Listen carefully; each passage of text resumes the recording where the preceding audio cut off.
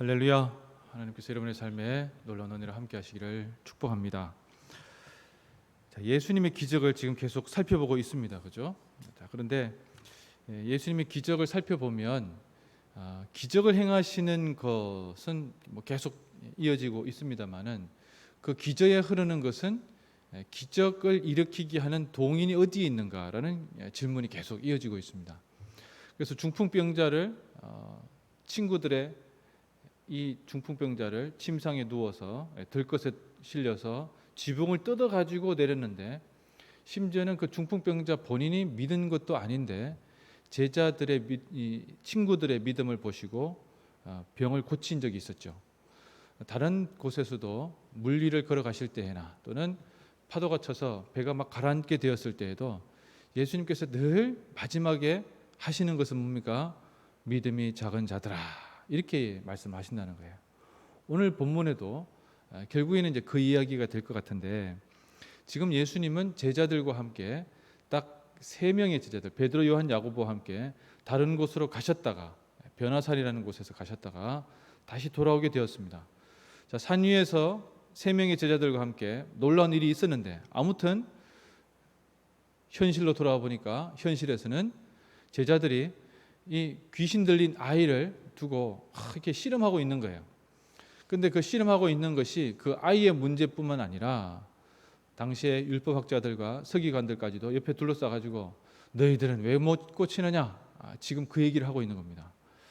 그러니까 제자들도 지금 자기들 나름대로 뭔가 끙끙대면서 했겠죠. 그런데 아이는 계속 문제가 있었고, 그래서 예수님께서 가서 보시니까 무리가 다 달려와가지고 예수님께서 도대체 이게 뭔 일이냐 이렇게 물어보니, 무리는 달려왔는데 그 중에서 그 대답을 하는 사람은 무리 중에 한 사람이었는데, 알고 보니까 그 아이 아버지가 와가지고 예수님한테 얘기를 하는 겁니다.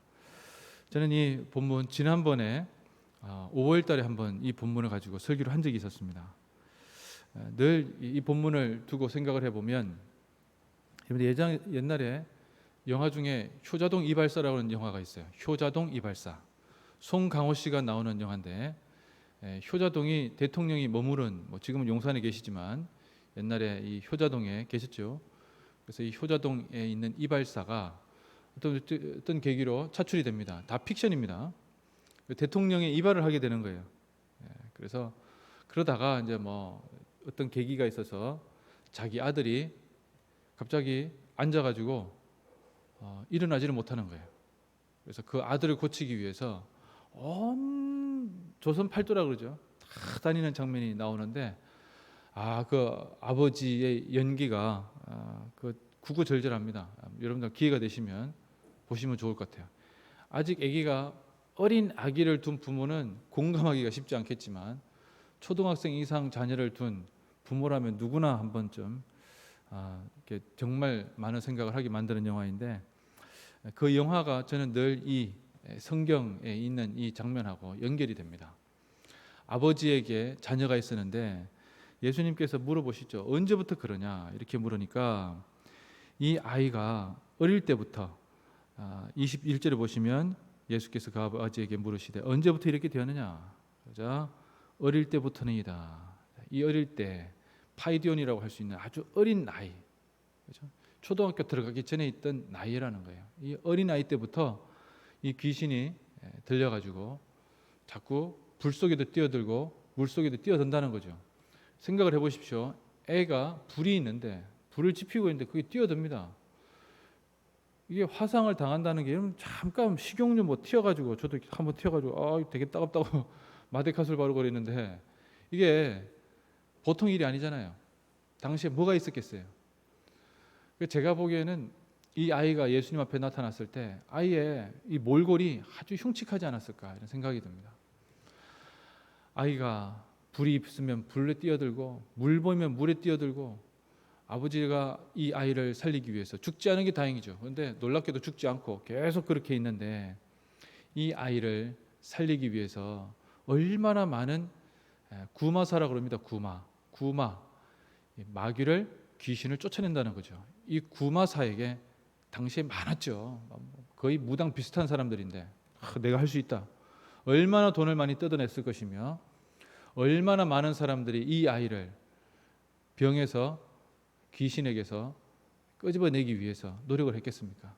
때리기도 했을 것이고 아버지에게 별 희한한 걸 해보라고 했겠죠. 우리로 치면은 뭐 부적을 붙여보라든지 어디 가서 빌어보라든지 별 얘기를 다 했을 겁니다. 그런데 어느 누구도 이 아이를 고치지 못했어요. 자, 제자들마저도 실제로는 예수님의 제자들은 병을 고치는 능력이 있습니다. 귀신을 쫓아내는 권세도 가지고 있어요. 예수님께서 제자들 12명을 파송해서 보낼 때에 예수님께서 제자들에 그런 능력을 주셨습니다. 자, 그런데 이렇게 능력을 가지고 있는 제자들인데 아니 결국에는 별로 아무런 능력을 행하지 못한다는 거예요.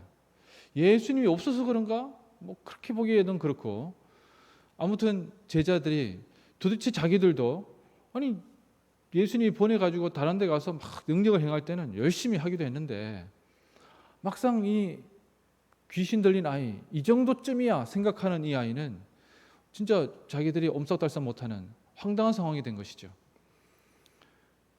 예수님에게 이 아버지가 왔을 때 당신 제자들이 이 정도밖에 안 되는데 당신은 할 수 있느냐? 어떤 뭐 금방지다기보다는 의심하는 눈초리로 예수님에게 묻습니다. 그래서 22절에 귀신이 그를 죽이려고 물과 불에 집어던졌는데 할 수 있거든. 무엇을 하실 수 있거든. 나를 불쌍히 여겨주셔서 우리를 불쌍히 여겨주셔서 도와주십시오. 예수님께서 그 말씀을 듣자마자 바로 뭐라고 하십니까? 할 수 있거든이 무슨 말이냐. 믿는 자에게는 능치 못할 일이 없다. 이렇게 말씀하시고는 귀신에게 명해서 쫓아내지요. 당시에 간질병이라고 하는 병 중에 하나입니다. 간질병으로 아주 유명한 사람은 로마의 율리우스 시저라고 그러죠. 카이사르가 간질병에 걸렸다고 해요. 당시 사람들은 간질에 걸린 사람을 보면 신접했다고 보고 영험하다고 생각을 했어요. 그래서 특별한 존재들만 간질병에 걸렸다고 생각했습니다. 유대인들은 뭐 그렇게 생각 안 했죠. 귀신 들렸다 이렇게 생각했는데 예수님께서 그를 고쳐주신 겁니다. 자, 다 끝나고 난 뒤에 제자들이 이제 예수님하고 방에 들어가서 사후강평을 하는 거죠. 예수님, 이거 어떻게 된 겁니까? 전에는 우리가 할 수 있었는데 이거 지금 안 되는데 도대체 어떻게 이게 가능한 겁니까? 이렇게 물어봅니다. 자, 그 제자들에게 예수님께서 뭐라고 말씀하세요? 29절에 이렇게 말씀하십니다. 기도 외에 다른 것으로는 이런 종류가 나갈 수 없다. 귀신을 쫓아내는 것은 기도 외에는 불가능하다.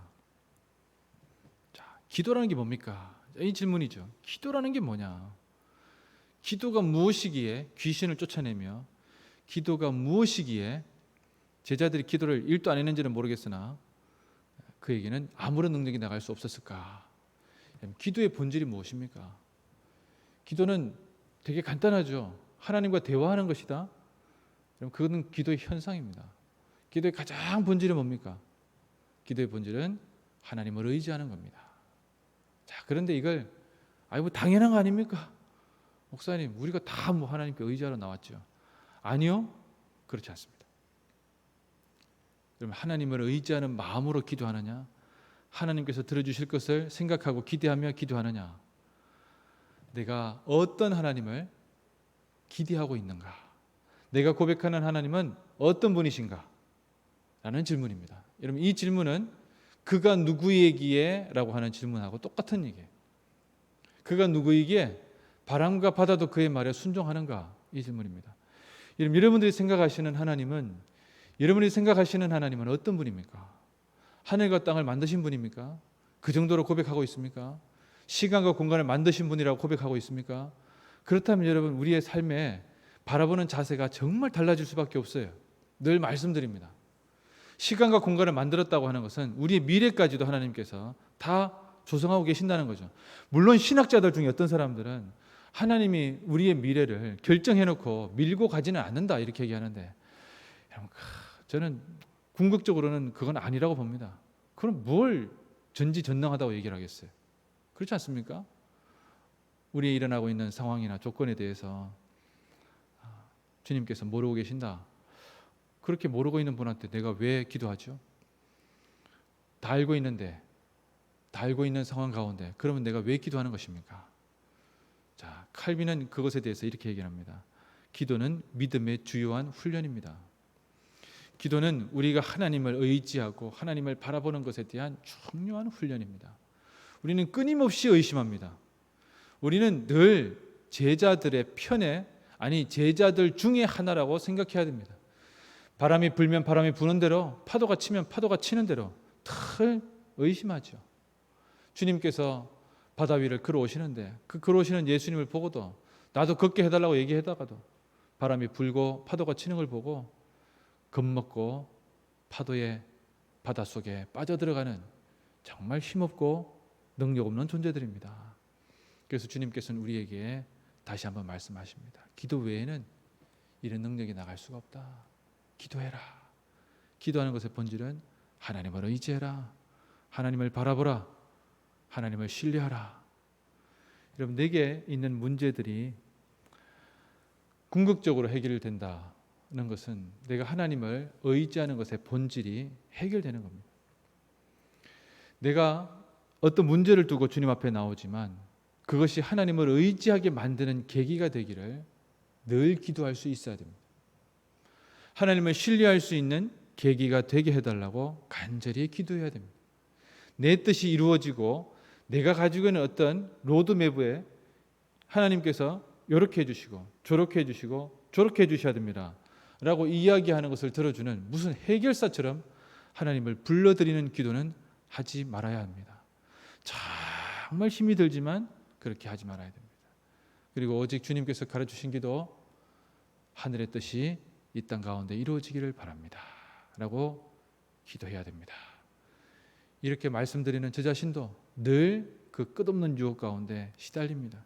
당장 어떻게 해달라고 기도하고 싶고 그렇게 했으면 너무 좋겠다고 간구하지만 그것은 제 뜻이 아니고 하나님의 소관 상황이기 때문에 언제든지 기도 가운데 주님을 다시 또 만나기를 원합니다.